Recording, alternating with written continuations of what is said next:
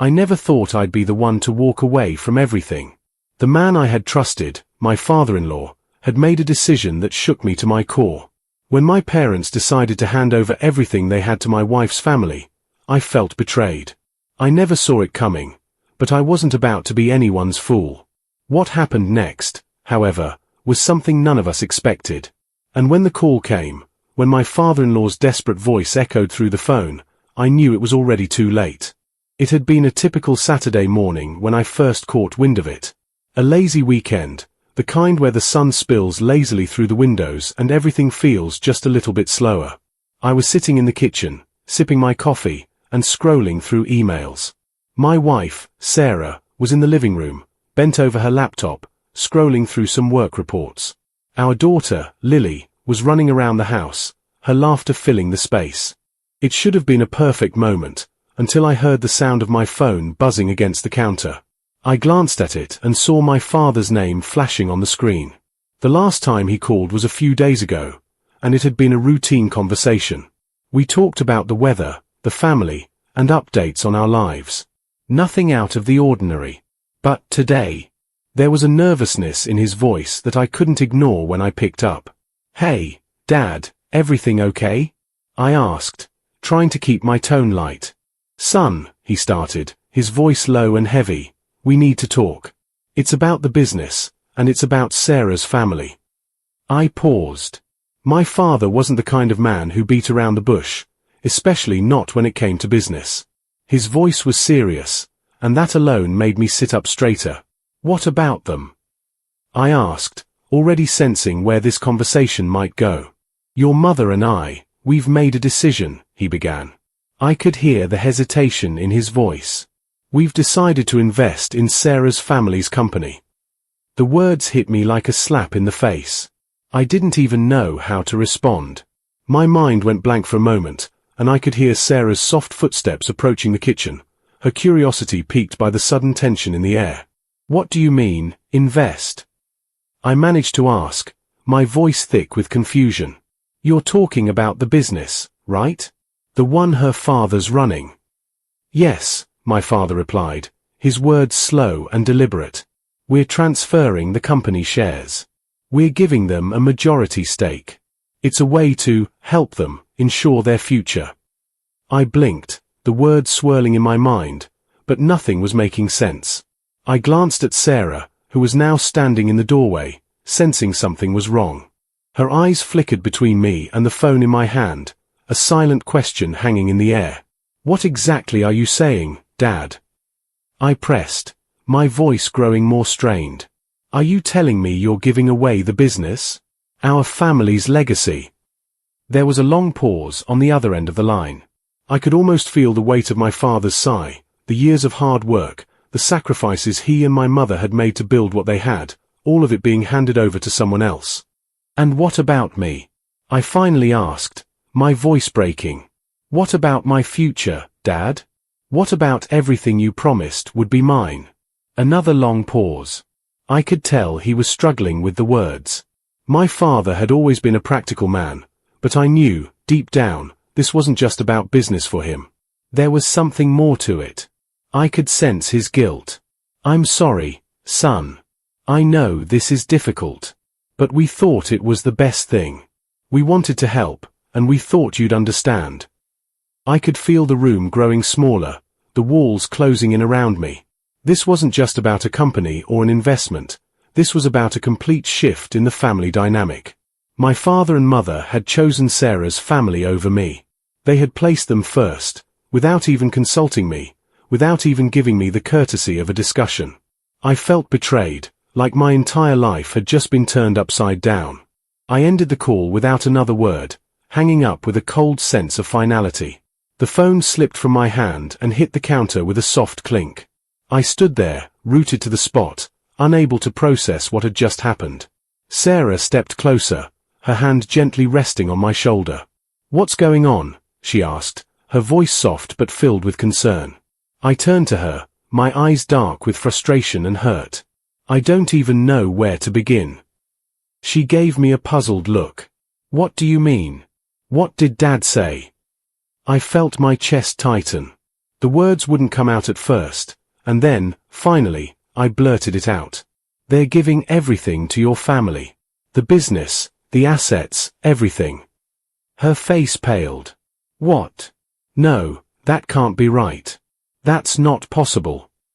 I'm telling you, Sarah, that's what they're doing, I said, my voice rising. Your father's getting the majority stake in the company. My parents are giving it to him. They didn't even ask me, Sarah. They didn't even give me a choice. Sarah's eyes filled with confusion and disbelief. But I don't understand. Why? Why would they do that?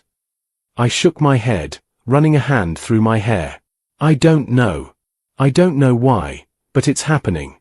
And I don't know if I can just sit here and act like everything's fine. The silence between us was deafening. I could see the shock in her eyes, but it didn't change the fact that my parents had made a decision that shook the foundation of everything I knew. They had chosen her family over me. And that was when I knew something had to change. I wasn't going to stand idly by and let this happen. I wasn't going to watch my parents sacrifice everything they built for people who hadn't earned it. I turned to Sarah. I'm leaving. I can't stay here, not like this. She reached for me, her voice trembling. No, you're not serious. We'll figure this out. We'll fix this together. But in my heart, I knew it was already too late. The damage had been done, and I was no longer the person I had been before. This wasn't just about money, it was about respect, about trust, and about the people who were supposed to have my back. And now, I was walking away from it all. Without another word, I grabbed my jacket and left, leaving Sarah standing in the doorway, watching me go.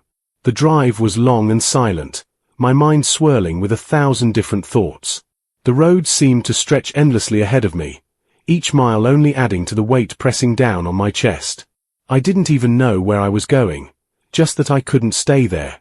Not under the same roof, not in that house where everything felt like a lie now. I pulled into the first hotel I saw, not bothering to check the name. I didn't care. All I needed was a place to be alone, to think, to try to make sense of this madness. My phone buzzed in my pocket as I made my way to the lobby, but I ignored it. I knew it was Sarah. She had called 3 times already, but I couldn't talk to her right now, not after everything that had just unfolded. I didn't want to hear her pleading, didn't want to listen to her try to convince me that everything would be okay. Nothing felt okay anymore. The hotel room was nothing special, simple, sterile, with beige walls and an almost clinical atmosphere. I tossed my jacket onto the bed and sank into the chair by the window, staring out at the parking lot below. The world outside seemed so detached from what I was feeling. Life went on, but for me, everything had come to a halt. For years, I had watched my parents build their company from the ground up. They had struggled, sacrificed, and made every decision with the future of their family in mind. Their hard work had given us everything we had, a comfortable life, financial security, and a legacy I had always assumed would be mine one day. But now, I was looking at all of that from the outside, stripped away, handed over to someone else without a second thought. It wasn't just about the money. It wasn't even about the business. It was the betrayal. It was the realization that everything I had believed in had been a lie. I picked up my phone and stared at the screen, debating whether to call my parents or not. My father's words echoed in my mind, "We thought you'd understand." But how could I understand something like this? How could I understand why they'd throw away everything they had worked for and give it to Sarah's family? The phone buzzed again, and this time, I couldn't ignore it. I knew it was Sarah. "Hello." I answered, my voice more strained than I intended. "Where are you?" Her voice was fragile, barely above a whisper. "Why did you leave like that?" I leaned back in the chair, pinching the bridge of my nose, trying to steady myself. "I couldn't stay there, Sarah. You don't get it. This is bigger than just a bad decision. They're giving away the family business. My future. Our future." "I know," she replied quietly, her voice breaking. "But we have to talk about this. You can't just leave. We have to figure this out." "Figure it out." I spat, more harshly than I meant to. How do you figure out something like this? My parents are betraying me, and you want me to just sit down and talk it over? What is there to talk about? There was a long silence on the other end of the line, and for a moment, I thought she might hang up. I braced myself for the words I feared would come next, the blame, the accusations. Look, I know this is hard, Sarah said, her voice barely audible. I'm not asking you to pretend everything's fine. I just want us to face this together. I don't know why they did this, but I need you to believe me when I say that I had nothing to do with it. Then why didn't you tell me? I demanded. Why didn't you warn me that they were making this decision? How could you not know? I didn't know, she whispered. I swear to you, I didn't know. My parents, they didn't tell me. They've been hiding it from me, too. I'm just as shocked as you are. I closed my eyes, trying to process her words. For a moment, it felt like everything was collapsing in on itself. It wasn't just my parents that I was angry at. It was Sarah, too. How could she have been so blind? How could she have allowed her family to do this without saying a word to me? I need some space, Sarah, I said, the words tasting bitter in my mouth. I don't know what to think right now. I need to be alone. Please, don't do this, she begged. Don't push me away. But I already had. I was already miles away from her, emotionally, mentally, and now physically. And the more she pleaded, the more distant I felt. There was a growing rift between us, one that I wasn't sure could ever be repaired. I ended the call without another word. I knew it would only make things worse if I stayed on the line any longer. It wasn't like I didn't love her. I did. But everything I had once trusted was unraveling, and I needed time to process it all. The next few days were a blur. I barely slept, barely ate. I spent most of my time in the hotel room, pacing back and forth, trying to make sense of what had happened. My phone buzzed constantly, but I didn't have the energy to respond. I couldn't bear to hear anyone else's voice telling me everything would be fine when I knew it wouldn't be. I tried to reach out to my friends, the ones I had always trusted, but it felt like nothing they said could comfort me. They all offered the same advice. Talk to Sarah. Talk to your parents. Maybe you're overreacting. But I wasn't overreacting. I wasn't. This was about something deeper than just a disagreement over money or business. This was about respect. This was about the people I thought I could count on most, the ones I'd spent my whole life building a future with, turning their backs on me without even a second thought. And then came the call that shook me to my core. It was late at night, around 2 in the morning. I was staring blankly at the TV, trying to distract myself from my thoughts, when my phone rang. The name on the screen was unfamiliar. I answered cautiously. Hello. Son, a strained voice said on the other end. My heart skipped a beat, recognizing the voice instantly. It was my father-in-law, Tom. We need to talk. The panic in his voice hit me like a tidal wave, and for a moment, I was paralyzed. What is it, Tom?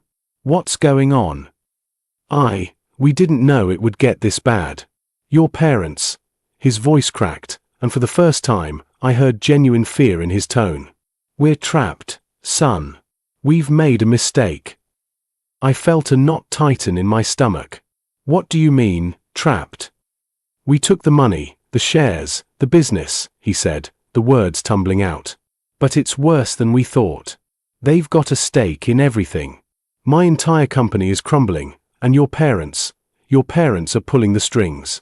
We didn't know what we were getting into, and now it's too late. I felt the blood rush to my head, my heart pounding in my chest. What the hell are you saying, Tom? Are you telling me my parents are controlling everything now? Not just controlling, he whispered, barely audible. They're destroying everything. They've got us under their thumb, and there's no way out. For the first time in days, I felt a surge of clarity. This wasn't just a family dispute. This was a power struggle. And it had taken everything I thought I knew about loyalty, trust, and love and turned it into something unrecognizable. We have to fix this, I said, my voice shaking with anger. And I'm going to make sure my parents pay for what they've done. But deep down, I wasn't sure if we could fix it anymore. The damage had already been done. I barely slept that night. Tom's words haunted me, echoing in the quiet room as I tried to make sense of everything. I had never imagined it would come to this, the world I thought I knew crumbling around me, leaving only the sharp shards of betrayal. The silence of the hotel room felt suffocating, as if the very air around me was thick with the weight of what had happened. My phone vibrated again, but I didn't look at it. I already knew it was Sarah. I could feel the pressure mounting, her calls, her messages, the desperation in her voice that I could no longer bear to listen to. I didn't know what to say to her anymore. How could I? How could I explain the anger I felt, the rage that was bubbling inside of me, when all she wanted was reassurance? Reassurance that I no longer had to give.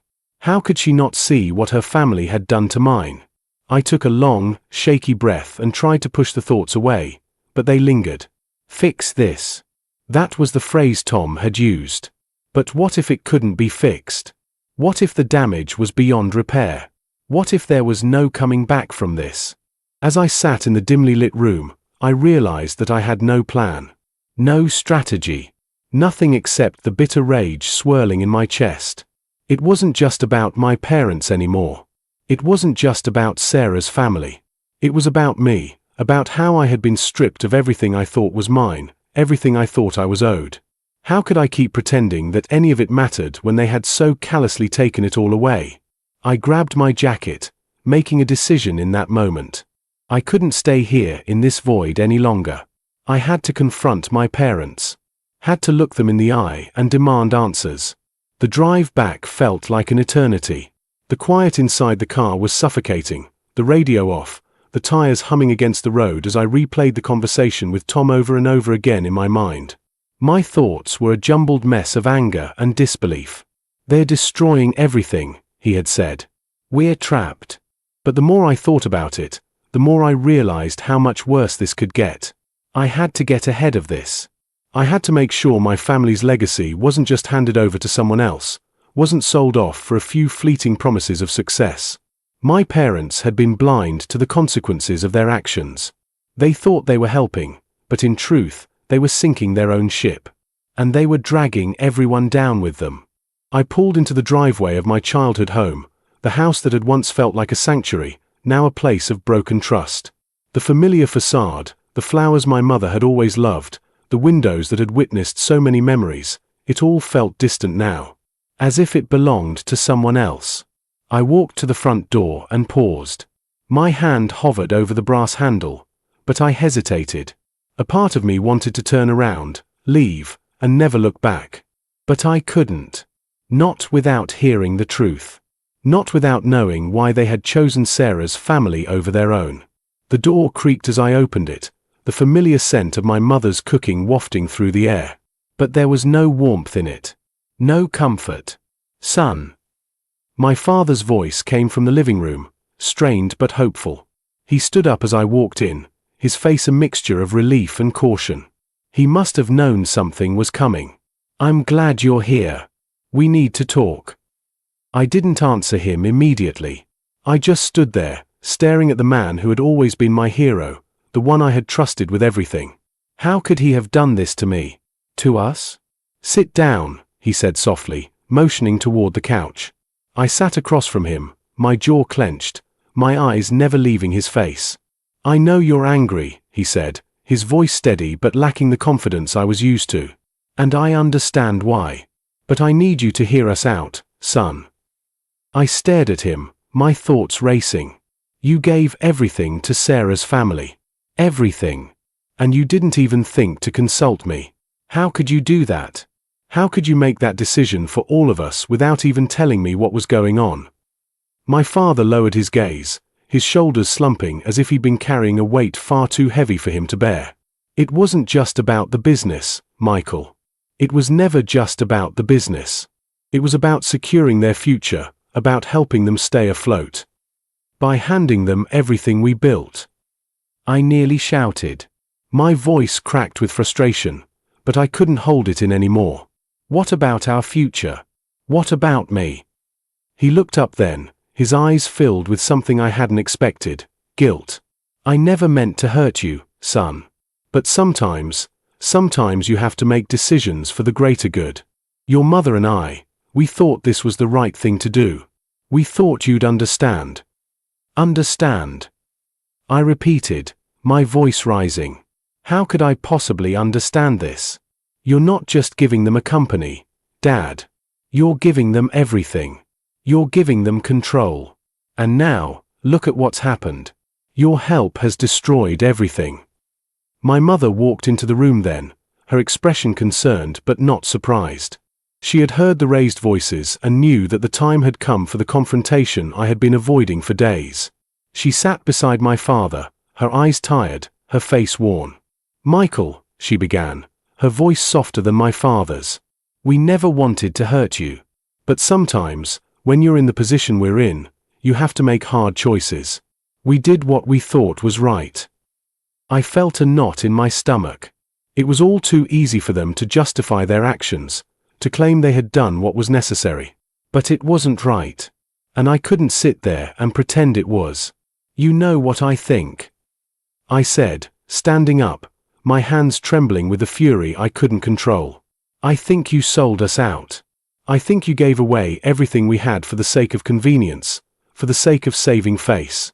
You didn't want to admit that Sarah's family wasn't capable of handling their own problems, so you stepped in. And now look at us. Look at me. Everything I've worked for, everything I've built, is gone. I turned away, pacing the room in a circle. You didn't think about what this would mean for me. You didn't think about how this would change my life. You didn't think about how it would affect Sarah and me. And now I'm stuck here, with nothing but broken trust and a shattered future. My parents remained silent, unable to offer me anything that would fix what had been broken. I realized, in that moment, that they couldn't even understand my pain because they hadn't truly thought about the consequences of their actions. They had acted out of fear, out of a misguided sense of duty, and in the process, they had lost sight of what mattered most, family. My phone buzzed in my pocket, and I looked down to see Sarah's name flashing on the screen. I ignored it, turning away from the room and walking toward the door. Michael, my father called, his voice breaking for the first time. Please. I'm sorry. We didn't mean for any of this to happen. I paused, my hand on the doorknob. For a moment, I considered turning around, considering trying to salvage what was left of my relationship with them. But I knew I couldn't. I don't know if I can forgive you for this, I said quietly, the words tasting bitter in my mouth. And with that, I walked out the door. I didn't know what the future held, but I knew this, nothing would ever be the same again. As I stepped into the cold night air, I realized I wasn't just walking away from my parents, I was walking away from everything. My past, my future, my family. It was all gone, and I had no idea where to go from here.